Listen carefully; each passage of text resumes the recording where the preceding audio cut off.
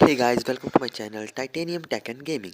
Titanium tech and gaming में आज हम आपको बताएंगे कि इस टाइम के जो चारों फ्लैगशिप प्रोसेसर्स हैं उनमें सबसे पावरफुल कौन है। एक्सनस 2100 या कि Exynos 2100, Snapdragon 888, Apple A14 bionic chip या फिर हाई सिलिकॉन किरिन 9000।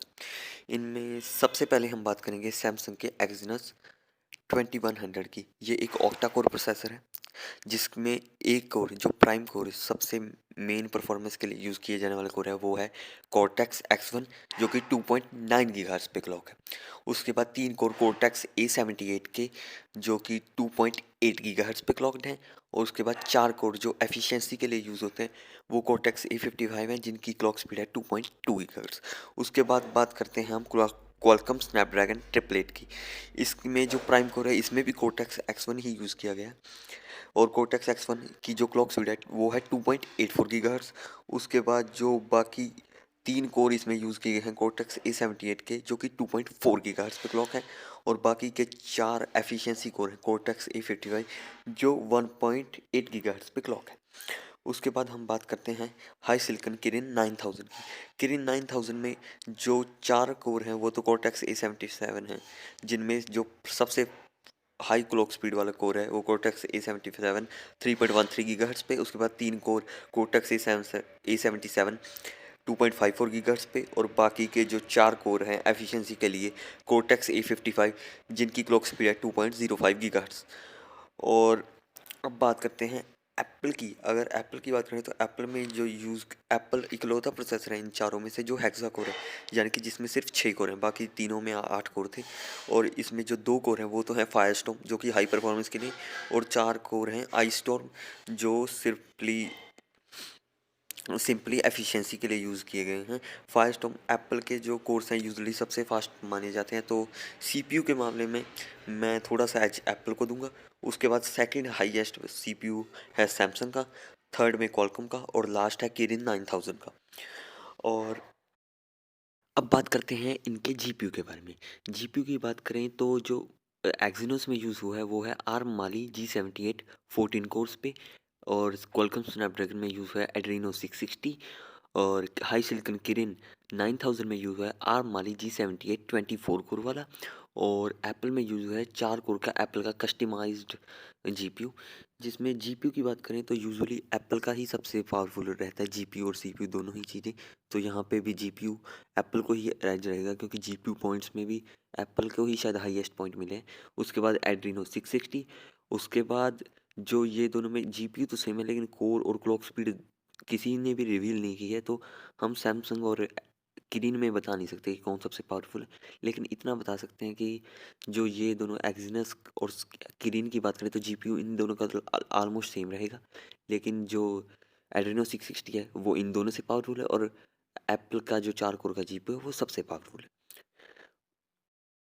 अगर हम रैम की बात करें तो एक्सिनस के जो 2100 है उसमें LPDDR5 का सपोर्ट है।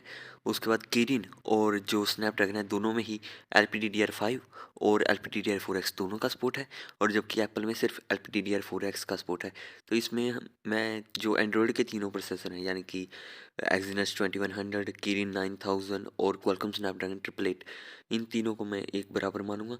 जबकि एप्पल यहाँ पे थोड़ी मात खा गया क्योंकि LPDDR4X थोड़ी सी लो स्पीड वाली रैम है जबकि LPDDR5 ज़्यादा पावरफुल रैम है।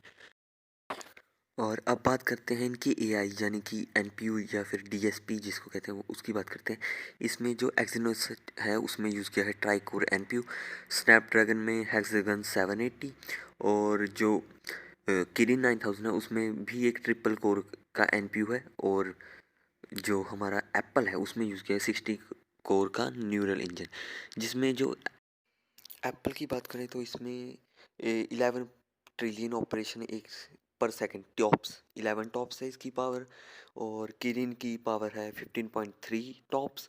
जबकि सबसे ज़्यादा आगे इस टास्क में निकल चुके हैं स्नैपड्रैगन और एक्सिनस दोनों में ही 26 टॉप्स की ट्रिलियन ऑपरेशंस। मतलब इतना पावरफुल एआई इंजन है जिसमें एआई टास्क में सबसे पावरफुल रहेंगे एक्सिनस और क्वालकॉम स्नैपड्रैगन। एप्पल और किरिन दोनों जहाँ पे मात खा चुके हैं और सबसे वीक यहाँ पे एप्पल निकला है। चारों के चारों प्रोसेसर ही 5G हैं। चारों प्रोसेसर में डिफरेंट मॉडेम्स यूज़ हुए हैं एक दूसरे से। किरिन 9000 में बेलोंग 5000, जहाँ पे क्वालकॉम स्नैपड्रैगन 888 में स्नैपड्रैगन का ही X60, और एप्पल में यूज़ किया गया है X55 मॉडेम जो स्नैपड्रैगन ने बनाया है, और एक्सिनोस में उनका इंटीग्रेटेड 5G मॉडेम यूज़ हुआ है, जिसमें सबसे हाईएस्ट स्पीड शायद मेरे हिसाब से तो जो रहेगी वो रहेगी क्वालकॉम स्नैपड्रैगन ट्रिपलेट की, क्योंकि उसमें डाउनलोड स्पीड 7.5 Gbps की है। और एप्पल यहाँ पे हल्का सा नीचे, लेकिन डाउनलोड स्पीड में सेम ही रहेगा एप्पल उसके, लेकिन हल्के फुल्के डबल कैरियर एग्रीगेशन में ही डिफरेंस है दोनों में। यहाँ पे स्पीड्स की बात की जाए तो बाजी सबसे ज़्यादा बाजी मारी है किरिन 9000 में, क्योंकि उसमें डाउनलोड स्पीड तो एप्पल और क्वालकॉम जितनी है, और अपलोड स्पीड भी उनसे ज़्यादा है 3.5 Gbps की। यहाँ पे अपलोड स्पीड में सबसे आगे है एक्सिनस एक्चुअली, क्योंकि उसमें 3.67 Gbps की अपलोड स्पीड है, और डाउनलोड थोड़ी कम है 7.35 Gbps की। तो 5G में मैं इन चारों को ऑलमोस्ट बराबर ही मानूंगा। इक्का दुक्का अंतर के साथ आप कह सकते हो कि एक्सिनोस और किरिन एक लेवल है, उसके बाद स्नैपड्रैगन, और लास्ट में कह सकते हैं एप्पल को 5G मॉडेम के बारे में। अब फाइनली बात करें इनके मैन्युफैक्चरिंग प्रोसेस पे कि किस प्रोसेस पे इनके बनाया गया है, तो ये चारों के चारों जो प्रोसेसर हैं वो 5nm टेक्नोलॉजी पे बने हैं, और मतलब हीट वगैरह कम ही होंगे चारों के चारों ही। हीट भी कम होंगे और एफिशिएंसी भी अच्छी खासी होगी, क्योंकि 5nm अब तक की जो सबसे बेस्ट टेक्नोलॉजी अवेलेबल है मार्केट में वो 5nm ही है, और कोई टेक्नोलॉजी इससे ऊपर अवेलेबल नहीं है। तो हाँ, तो इस मामले में ये चारों प्रोसेसर बिल्कुल सेम है। इस मामले में कोई भी ऊपर नीचे दाएं बाएं कहीं नहीं है।